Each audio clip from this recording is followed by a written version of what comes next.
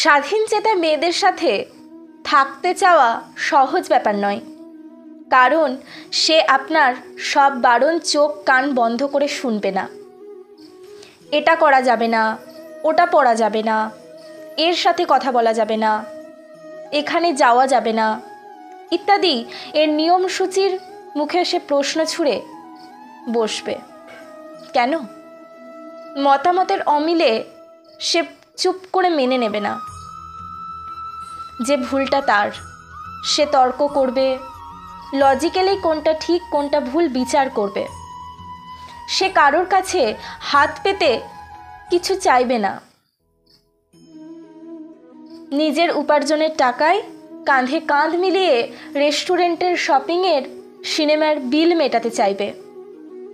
সে তার স্বপ্নের গলা টিপতে দেখলে সোনা মুখ করে বসে থাকবে না। হাসি হাসি মুখে সে একলা নিজের শাড়ির আঁচলে বেঁধে নেবে না সংসারের সমস্ত দায়িত্ব। সে হয়তো বুঝিয়ে দেবে যে বাচ্চা সামলানো তার একার কর্তব্য নয়।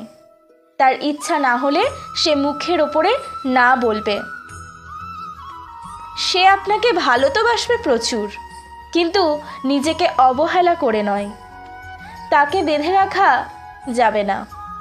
তোতা পাখির মতো পায়ে শেকল বেঁধে শেখানো বুলি বলানো যাবে না।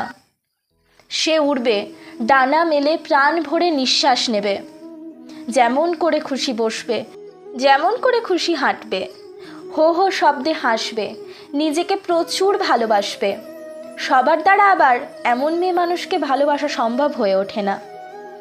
আপনি বরং আরেকবার ভেবে দেখুন, পারবেন তো?